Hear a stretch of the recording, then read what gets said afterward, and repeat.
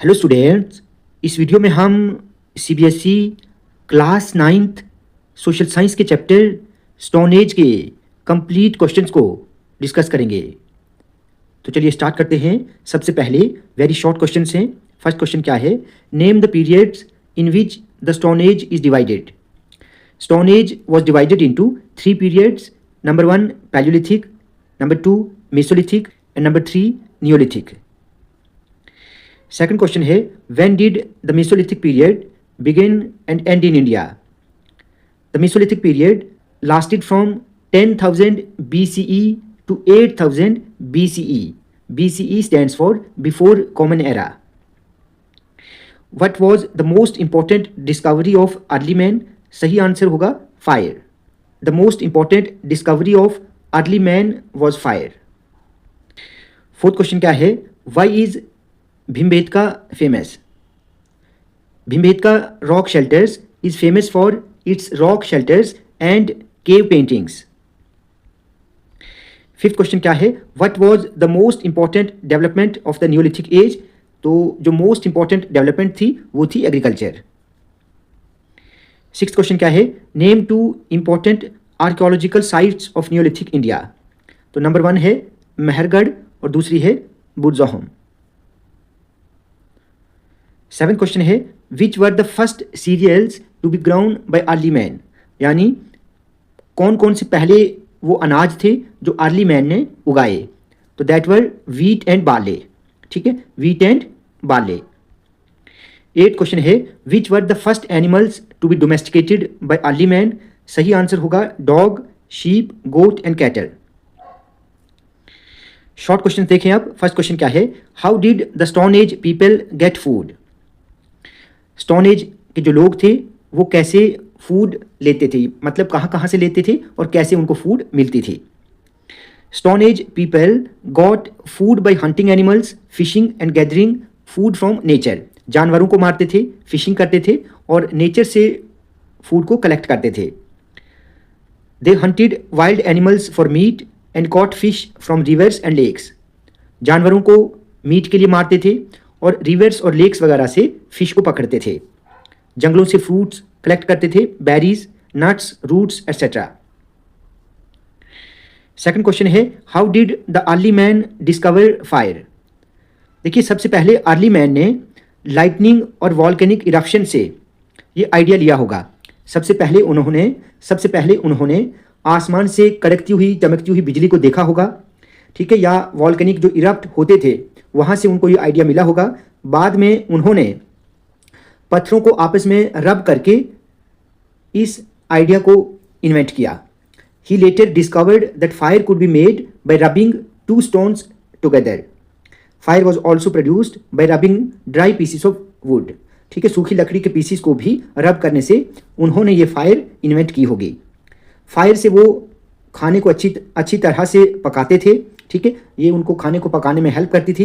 It also protected him from wild animals and kept him warm. तो पुराने ज़माने के इंसान को आग जानवरों से बचाती थी और साथ ही उसे वार्म भी रखती थी। Mention any 3 uses of stone tools. देखिए, स्टोन टूल्स के 3 यूजेस कौन कौन से हैं? Stone tools were use for hunting wild animals. जानवरों को मारने के लिए यूज किए जाते थे। ठीक है, वुड और मीट को कट करने के लिए भी ये स्टोन टूल्स यूज होते थे। Stone tools were also use for digging the ground to collect roots and plants. ठीक है, प्लांट्स की रूट्स तक पहुंचने के लिए ये स्टोन टूल्स यूज होते थे, इनसे डिगिंग की जाती थी। फोर्थ क्वेश्चन है, how did the invention of wheel benefit early man. ठीक है, जो व्हील है, व्हील के इन्वेंट होने से अर्ली मैन को कैसे फ़ायदा हुआ। देखिए, क्या क्या फ़ायदा हुआ। The wheel made transportation easier. Transportation जो है वो ईजियर उसके लिए हुई। जब वो चीज़ों को कलेक्ट करता था तो वो इस व्हील की मदद से चीज़ों को एक जगह से दूसरी जगह आसानी से पहुंचा सकता था। It helped early man to carry heavy loads from one place to another. The wheel was used in making pottery quickly and easily. Wheel से ही वो पॉटरी, जो बर्तन वगैरह बनाते थे, मिट्टी के बर्तन, वो भी आसानी से और तेज़ी से बना पाने लगे।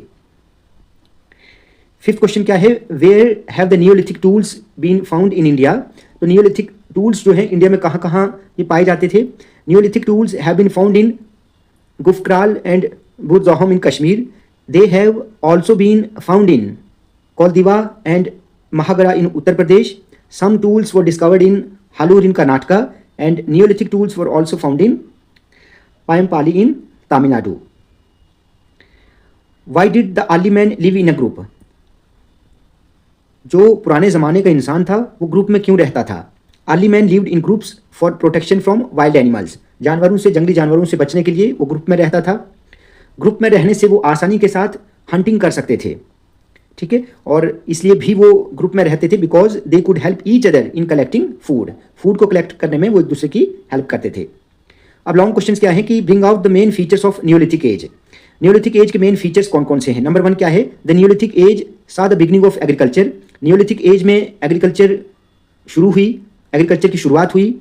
लोगों ने जानवरों को पालना शुरू किया. People started the domestication of animals like dogs, sheep, cattle etcetera.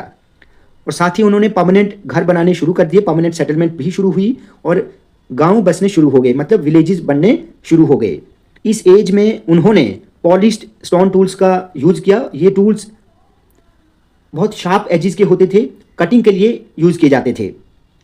इसी एज में पॉटरी की डेवलपमेंट हुई, ठीक है, मिट्टी के बर्तन बनाना उन्होंने शुरू किए. इसमें वो फूड और वाटर को कलेक्ट करते थे. साथ ही जब व्हील की इन्वेंशन हुई तो इससे उन्हें और ज़्यादा हेल्प हुई ट्रांसपोर्टेशन और पॉटरी को बनाने में. इसी एज में विलेजेस की ग्रोथ हुई और लाइफ जो है वो सेटल्ड होनी शुरू हुई. तो there was a growth of villages and settled life during this period. Second question है difference between palaeolithic period and the mesolithic period. देखिए, पैलियोलिथिक पीरियड को ओल्ड स्टोन एज पीरियड कहा जाता है और मेसोलिथिक पीरियड को मिडिल स्टोन एज कहा जाता है. पैलियोलिथिक पीरियड में लोग जनरली फूड गैदरर्स थे, लेकिन मेसोलिथिक पीरियड में लोग फूड ग्रोवर्स बने, यानी क्रॉप्स लगाने लगे. थर्ड पॉइंट में क्या है कि पैलियोलिथिक पीरियड में rough stone tools were used, यानी उतने शार्प एजेस वाले टूल्स नहीं होते थे.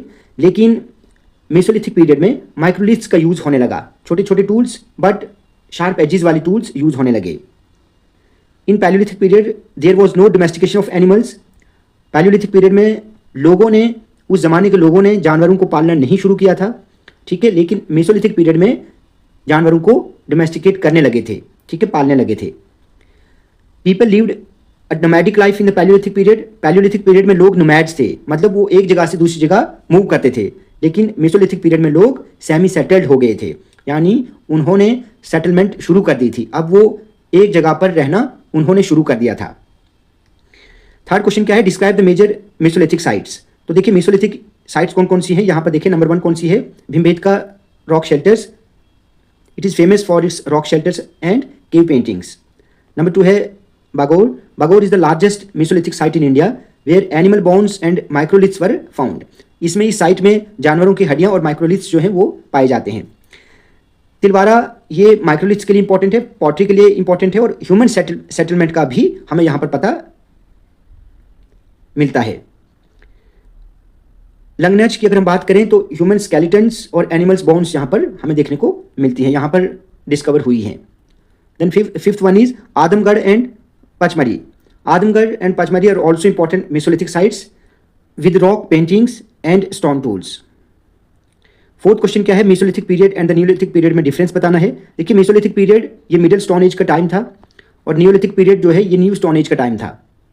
मेसोलिथिक पीरियड में लोग जनरली हंटर गैदरर्स थे, ठीक है, फूड को कलेक्ट करते थे, गैदर करते थे और जानवरों को मारते थे. लेकिन न्यूलिथिक पीरियड में लोग फूड प्रोड्यूसर्स बने थे, क्रॉप्स खुद लगाते थे. मेसोलिथिक पीरियड में लोग माइक्रोलिथ्स का यूज़ करते थे, लेकिन न्यूलिथिक पीरियड में पॉलिश्ड स्टोन टूल्स का यूज़ होने लगा था, ठीक है, नए टूल्स.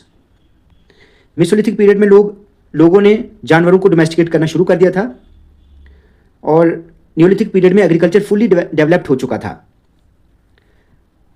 मेसोलिथिक पीरियड में सेटलमेंट शुरू हो गई थी लेकिन वो टेम्परेरी थी, ठीक है, लेकिन न्यूलिथिक पीरियड में लोग परमानेंटली सेटल्ड हो गए थे, यानी सेटलमेंट शुरू हो चुकी थी.